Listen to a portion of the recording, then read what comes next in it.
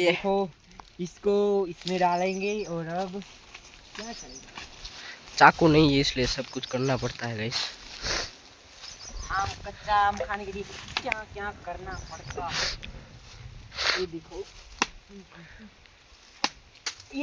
ये धधो आपको पता नहीं था टूट जाएगा।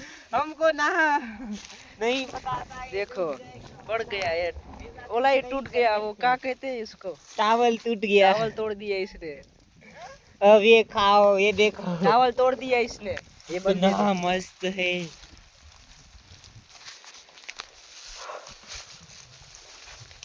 इसने टावल ही तोड़ दिया भाई।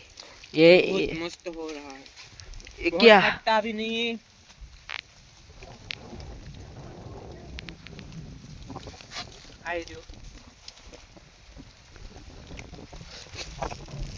इसको बोलते केरी। ये देखो यहाँ पे फाका हो गया। फाका हो गया। अरे हम मैं खाने वाला हूँ। बहुत मस्त है। मस्त है, खट्टी नहीं है, मीठी है।